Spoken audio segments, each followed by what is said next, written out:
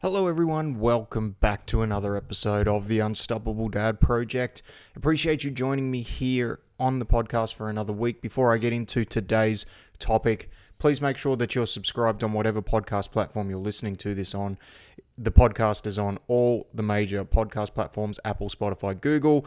By subscribing, you'll get notified as soon as a new episode drops. And also, if you're able to, jump on there and leave us a 5-star review. By you doing that, it helps the podcast get out to more people who will hopefully see some benefit out of what it is that I am doing here, just like hopefully you are. You'll also be able to find the video versions of the podcast on our YouTube channel and also on our Facebook page. There is a little bit of a delay.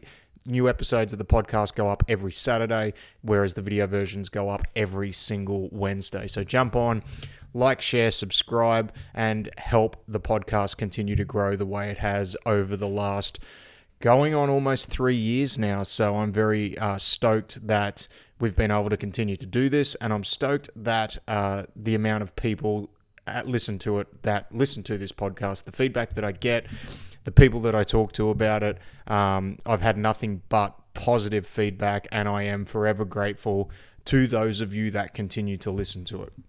Now, this week, I want to talk about simplifying failure. And one of the reasons for that is I was having a conversation with my 8-year-old the other day, and we were talking about failure.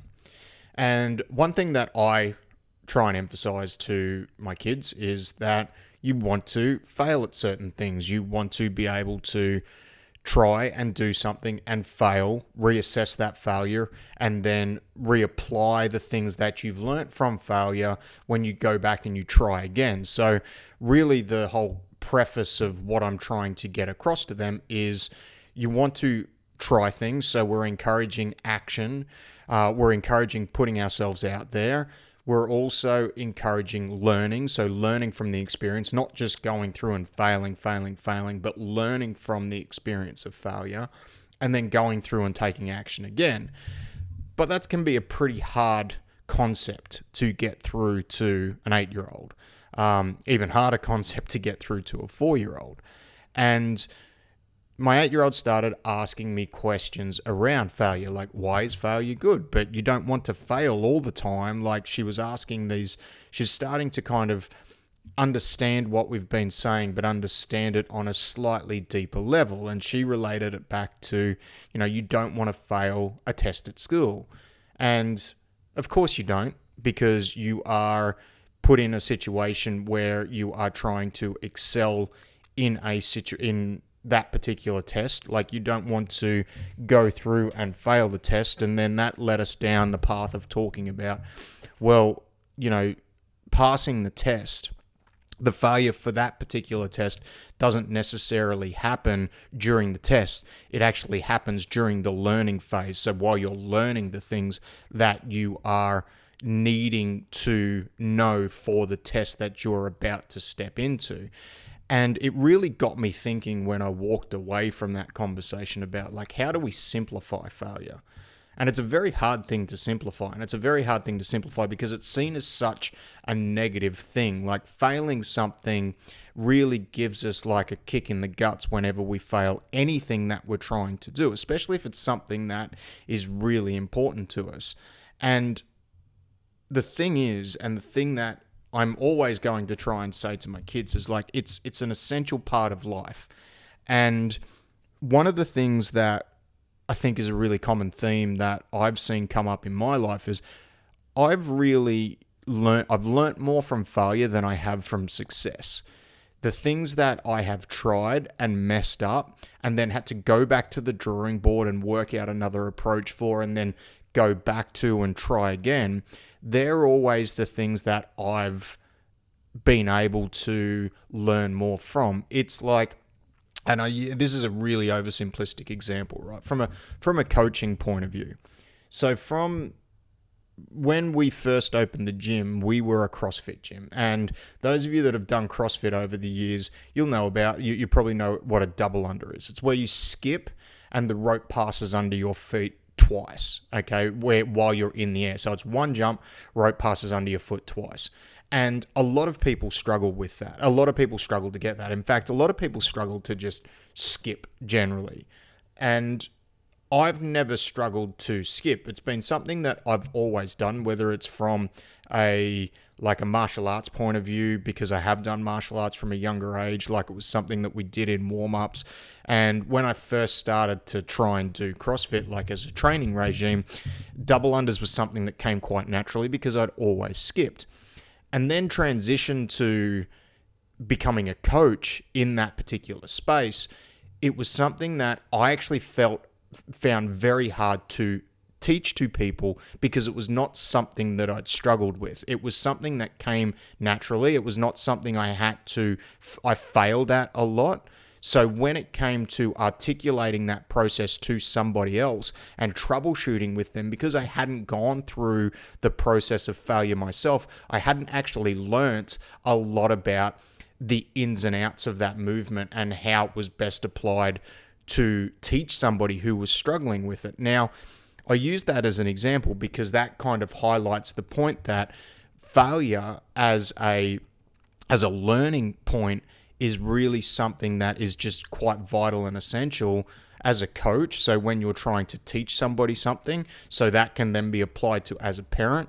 But then just to loop it back to life in general, like you learn the ins and outs of things when you fail at that. And a lot of us will shy away from failure because it's a hard thing to do, because it forces us to really look internally as to what caused that failure and then address any shortcomings that we need to address in order to elevate ourselves to the point where we can then pass or we can then win.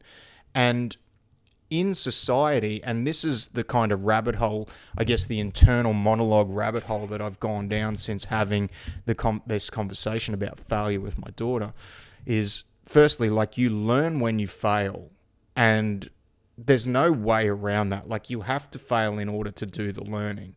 And there is an expectation in society where we need to know everything. As men, I think there is this expectation where we need to make sure that we are on point with every single thing that we're doing and we do know everything. And that stigma is kind of starting to dissipate a little bit, but it doesn't matter whether it's a man or a woman or whatever it is. Like, there is an expectation where, hey, you should know this stuff. And that expectation, I think, from a parenting point of view, needs to disappear. One thing that I find myself constantly looping back to is, hey, like, I don't expect you to know this stuff, but if we're having to rehash over the same things over and over and over again, then there's no learning happening. Like, we're failing and we're making mistakes, which is a perfectly natural part of life. But if we're making the same mistakes over and over and over again, it means that we're not learning. Or maybe we are learning something, but we're just not adjusting our behavior because we're falling into this repetitious pattern of negative behavior. And that's the thing, right? Like, I don't expect you to know these things. And the expectation to be perfect is dissipated, but there needs to be, if you're going to fail, when you're going to fail, not if you're going to fail, you want to use that as a learning experience. And there's a saying it's in the jiu-jitsu world where it's like, you either win or you learn, right? Where if you lose, you're not losing per se, you're using that as a learning opportunity, which is a great saying.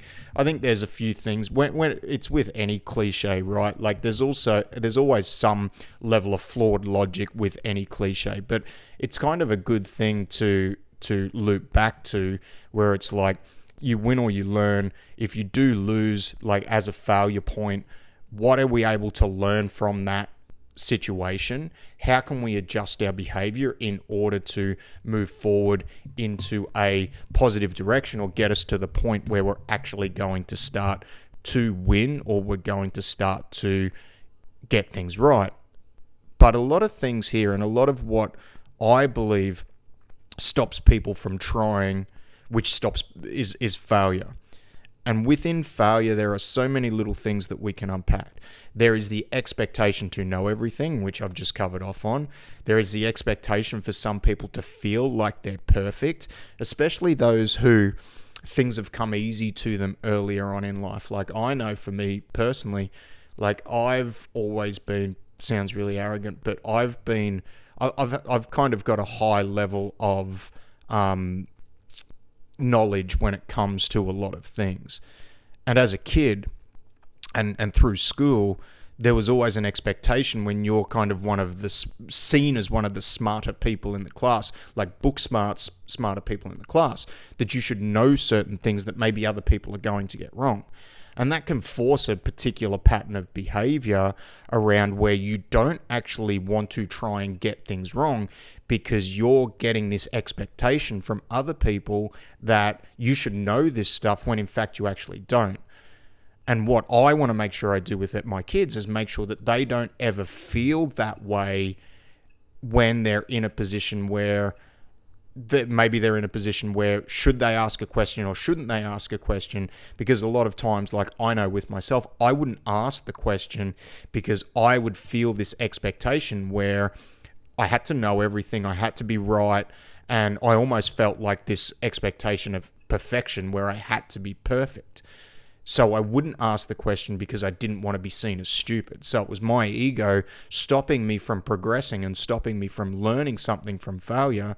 And when it comes to what I'm trying to impart on my kids is I don't want them to feel like they have to be perfect. I want them to feel like they're in a safer space for themselves to be able to ask those questions so that they can learn from the things that they're getting wrong and then they can continue to grow. Because at the end of the day, that's the only way we can continue to grow, I feel, is by continually asking questions. And that's going to mean like we will feel like we're asking dumb questions a lot of the time. But I will guarantee you, after being on the other side of the fence from a coaching and a teaching point of view, when you're kind of put it out to a group where you're looking for questions and no one asks a question, generally what happens after you go away from that group environment, you start to get into a one-on-one environment. Like, to give you an idea on like the mechanics of coaching, say a group class, you might have 15 people in the class, right? And you'll do a group breakdown and then you'll let everybody kind of start to get into it. And then you're going to get two types of people. You're going to get three, I should say. You're going to get the first type of person who does actually understand everything that's going on, and they go and they get into it. You'll get the second type of person who is a little bit embarrassed to ask the question in front of the group because they think it's a dumb question. They're the only one that needs to know that, which generally isn't the case. In a group of 15, if one person's asking a question, there's generally 3 or 4 people that need that same information as well. So you'll get them come up to you after the group and ask you in a one-on-one setting where they feel more comfortable. They feel like if they are the only person asking it, they don't feel as vulnerable asking it in that one-on-one situation. And then you get the last type of person that doesn't ask a question at all, sometimes for a multitude of different reasons. But what I find a lot of the time is it's actually not an assumption that they think they know what they're doing. It's more that they are just flat out too scared to ask that question due to fear or of looking stupid, due to fear of not living up to the expectation that they think I had of them, right? And that's the thing. When it comes to failure, I think what we need to try and encourage everybody to do, and I reckon it's a lot harder in adults than it is in kids, which is why I'm trying to impart this onto my kids. And it's a really hard thing to go through and simplify why failure is a good thing to a child. And so that's got me looping back to this. Like, I think not only do we have to encourage failure, but we've got to encourage questions. We've got to encourage the fact that you don't need to be the smartest person in the room. In fact, if you are the smartest person in the room, you probably need to find yourself a different room, because the only way we are going to grow and the only way we are going to expand our knowledge base and not live in our own little closed off bubble is to put ourselves in situations where we are uncomfortable and we don't know everything. There are people there that we can learn from, and we can only learn from them by asking those questions. And we can only learn from particular situations by applying what we already know, trying it, sometimes failing, going back to the drawing board, looking at why we've failed, and then applying those new techniques, because that's the only way we're going to be able to grow. Whereas if we just stay in our little comfort zone, we don't try stuff, we don't stretch ourselves, we don't put ourselves in a position where we're potentially going to fail, then we're not going to grow. And I think that can lead to, especially later on in life, some other issues that can stem from that. I know when I'm not stretching myself and learning new things and asking questions as an adult, that tends to lead to, for me personally, like mild bouts of anxiety and depression and just feelings of worthlessness, because I'm just staying in my own zone and I'm not actually stretching myself or pushing myself to do new things and learn new things and put myself in that position where, hey, I'm potentially going to be wrong here, or I'm potentially going to fail, or I'm potentially going to lose. But I'm okay with that, because that's going to be my opportunity to learn and grow. And we've got to not be afraid of criticism. We've got to withdraw our ego from those particular situations in order to continue to grow and continue to be a better human being and morph into a better version of ourselves. And I mean, I've just gone on for about 15 minutes on trying to simplify failure, where I really haven't simplified it. But the big thing is, after talking to my daughter and really going through that, it's like, if we use the test example, right? And you can use this as like a sport example. And this is the actual end of the conversation that I had. When it comes to failing a test, if you've been given the information beforehand, if you fail the actual test, the failure is not in the test itself, the failure is in the preparation, because you haven't prepared yourself properly. That's going to be the big lesson from failing a test, right? But where the failure needs to happen from that particular test is not in the test itself, it's actually before the test. It's when you're learning that information. So when you're provided with the new information that you've been given prior to the test, and you're going through and you're studying it and you're learning it, the failure is going to happen when you go and you read something and then you try and apply that thing you've read in a particular context, and then you ask a question and maybe it's the wrong question. Maybe the question isn't, maybe the question that you've asked the teacher or the person that's going to eventually apply this test is wrong. Or the answer that it's not going to give you the answer that you're looking for. That's failure, and that's learning, because you've asked the question and you've got it wrong. And that's okay, because you've done it in the preparation. So then when you go and do the test, because you've already failed prior, if that same topic comes up in that test, you then are able to answer that correctly. And in that context, that's how I explained it to my daughter. I think she got it. She probably didn't. Look, she's only 8 years old. I think she's pretty switched on for an 8-year-old, and that's just a general parent thing. Most parents probably think their kids are switched on. However, trying to simplify failure, not only for kids but for adults as well too, is something that I think is so imperative to our overall development as human beings. And not just simplifying failure, but removing the stigma around failure, and removing the real stigma, I think, within society that sometimes we've been brought up as is removing that expectation that you have to be perfect all the time, or that you have to know everything, or that expectation that you have to be right. You don't have to be right. You don't have to know everything. In fact, nobody knows everything. everybody has something to learn. And the more you learn over time, the less you realize you know. It's that Dunning-Kruger effect, right? Where you start learning something and you think that you've got a natural handle on it. And then as you start to learn more, you think, holy shit, like I actually don't know anything. And then as you start to really dig in, your confidence gets a little bit higher and you start to realize that, hey, I'm starting to get the handle of this, but there is still a lot I need to learn and a lot I need to know. And if we looked at a lot of areas in life where it's like, hey, I'm going to give this a go. It's okay if I fail at it, but when I do fail, I want to learn from that failure and I want to adjust my actions, habits, and behaviors in order to start moving everything forward and get to the point where I can get a win out of this, or I can be right on this particular subject, and understanding that everything within that is going to be fluid. Yet you may be able to, if we look at a whole life cycle on any topic or anything that you're going to try, just because you're going to be right one day doesn't mean you're going to be right the next. And being okay with that, removing our ego from it, not being afraid of criticism, encouraging failure, encouraging questions, and encouraging not having to be the smartest in the room, I think is something that as adults, I know I need to do more of, and a lot of people that I've worked with and I've been around, they also feel the same way.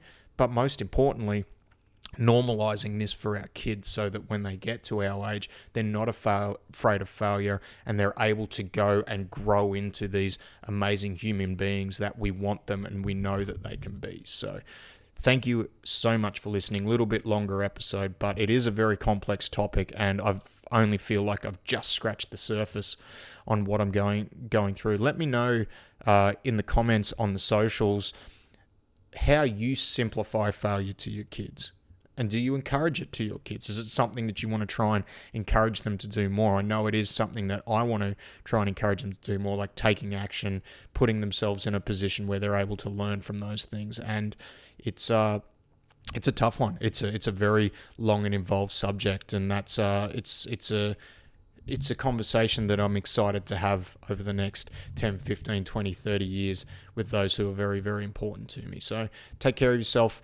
This will be the last episode before Christmas, so have a great Christmas period. I will drop another episode before New Year, but if you don't listen to it, have a great New Year, and we will see you in 2024. Goodbye.